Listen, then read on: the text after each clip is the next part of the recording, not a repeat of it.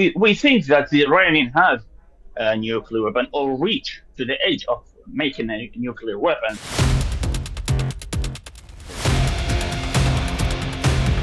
They are trying to make a nuclear weapon, and this nuclear weapon they threat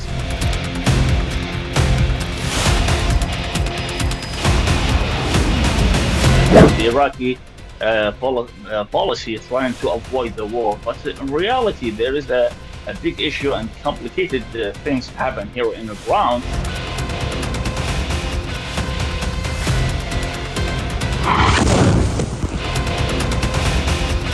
Iran pushed the Hamas to go and engage with the Israelis and push also Lebanon. But when they come reality and when they come the age of the war to the Iranian, they pull out from them and they're leaving them in a battlefield alone.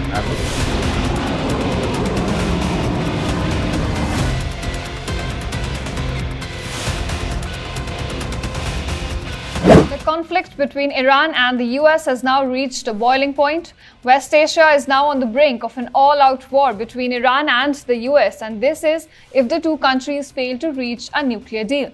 Now, Trump has already stated that there will be bombing if negotiations fail. And on the other hand, you have Iran, which has also stated that for the country, its uranium enrichment is sacrosanct, it's non-negotiable. That means it will not be up even for discussion.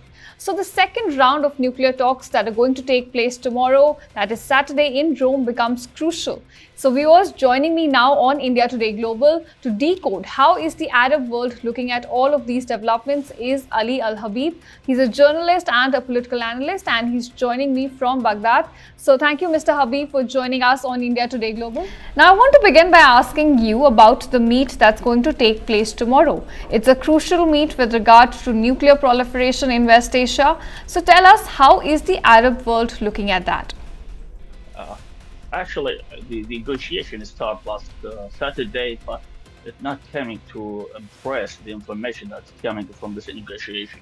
Actually, I think the tomorrow gonna start and talk again, but I think there is no progress gonna come from them because there is no clear idea, there is no clear talk between them, and actually there is indirect talk and they're using the middle between of them, and this is making real problem for the both.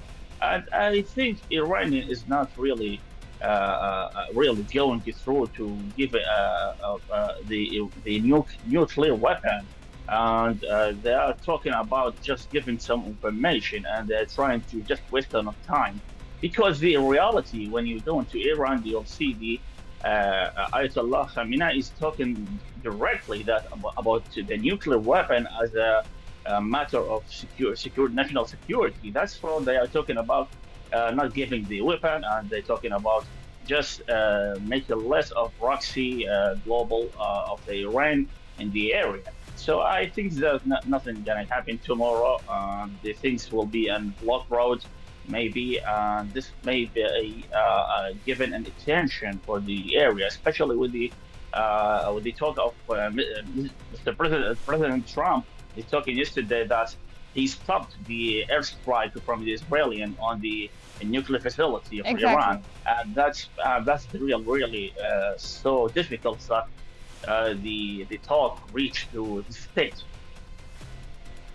All right, so as you mentioned, both the sides do not seem on the same page right now. US wants complete dismantlement of Iran's nuclear infrastructure, while Iran, on the other hand, has said that it will not stop enriching.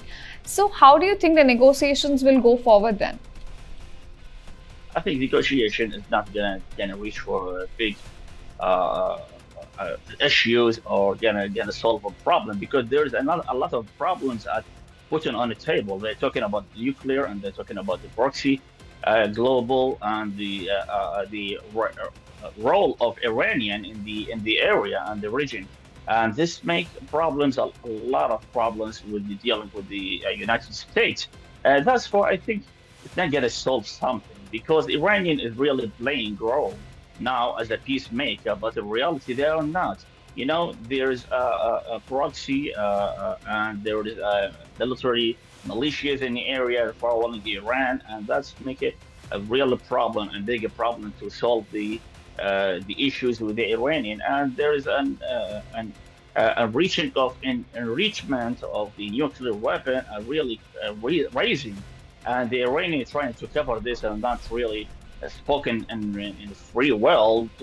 They are not really able to have the nuclear weapon. They're talking about the clear energy, but in reality, they are trying to make a nuclear weapon, and this nuclear weapon they threat the whole area, and this is a problem of actually they will threat the Gulf and area, especially Israel. I mean, they're talking al-Murshid Irani, the Iranian Murshid Ayatollah Khomeini is talking directly. He's just threatening Israel, and this. Now, as you mentioned, Iran has already issued nuclear threats. It has said that it might have to go the nuclear way in case the negotiations do not go in its favor. So, what do you think a nuclear armed Iran would mean for the Arab world and specifically for your country? We think that the Iranian has a nuclear weapon or reach to the age of making a nuclear weapon, but I'm going to war and using this threat to use the nuclear weapon, this will be a disaster because they will reach or give the whole world to involve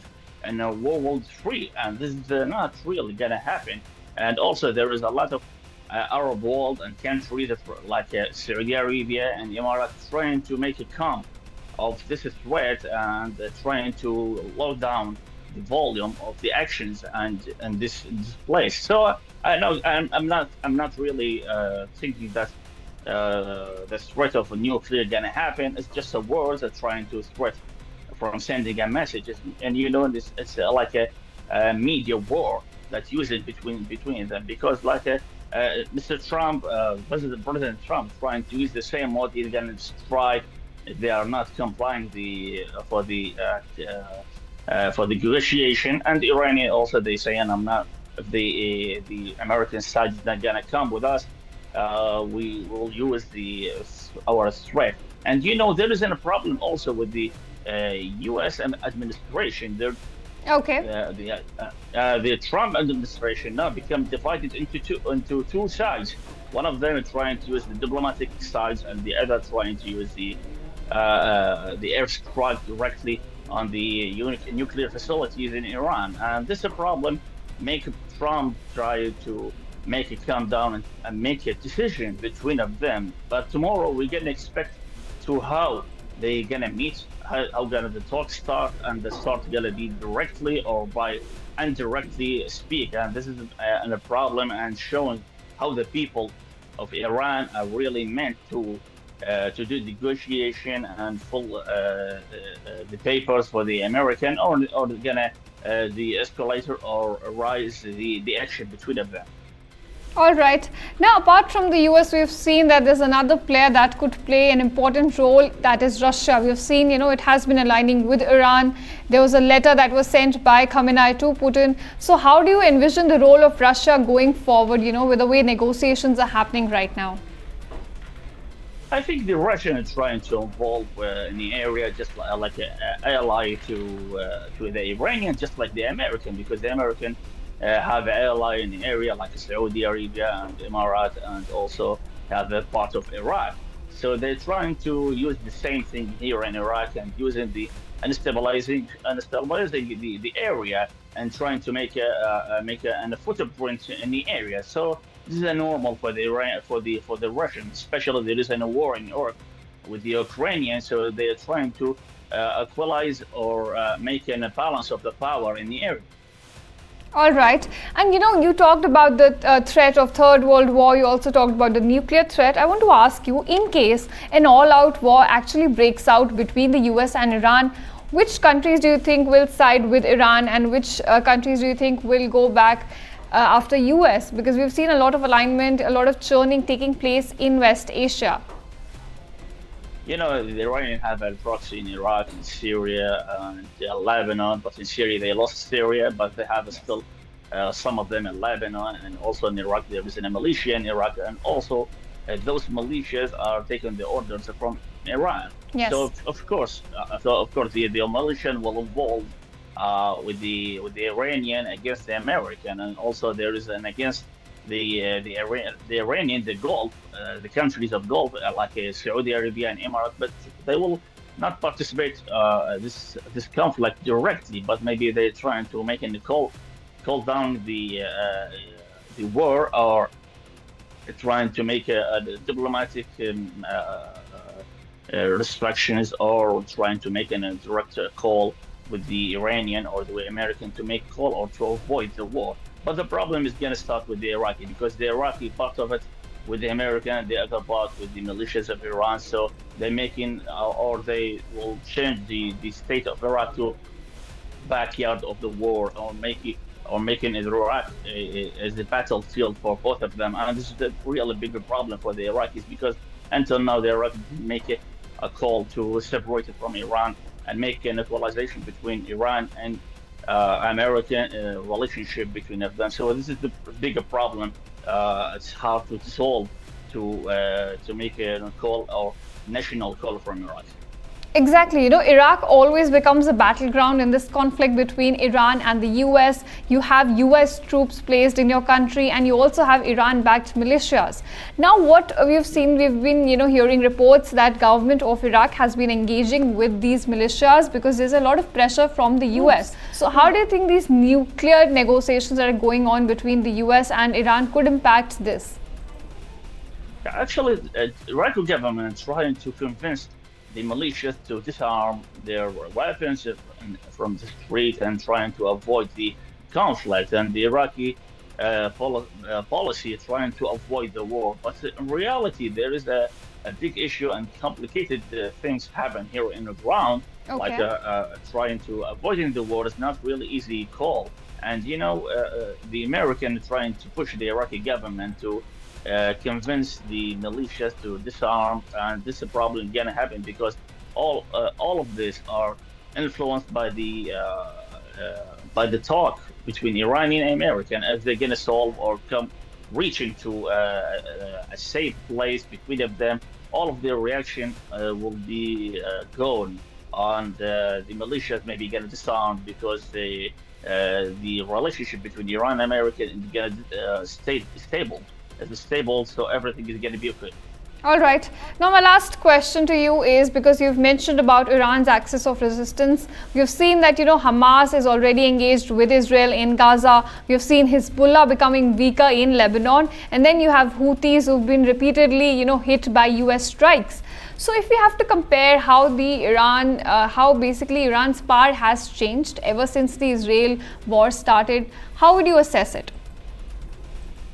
Actually, Iran pushed the Hamas to go and engage with the Israelis, and push also Lebanon. But when they become reality and when become the age of the war to the Iranians, they pull up from them and they're leaving them in a battlefield alone. And this is a bigger problem of it. So maybe in Arabic television, we are not talking about this because no one gonna accept it, because they are all saying they have all power and they are supporting them. But we can speak in freely here, like there is no really support from the Iranians. So Iran has been abandoning its proxies, is what you're saying?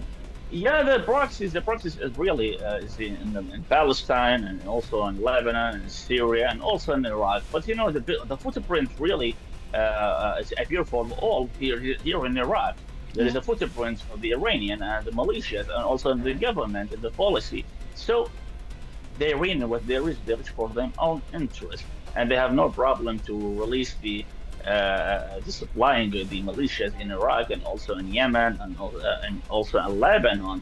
This something that is real related to the international security of Iran, or also their interest, and then the nuclear weapon. There is reaching for the negotiation between Iran and American, and also they asking them to just relieve the militias in the area. They will relieve it right away, because them interesting is really important than everything.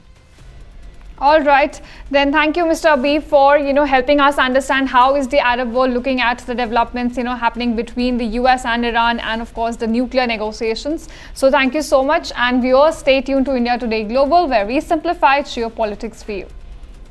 Thank you.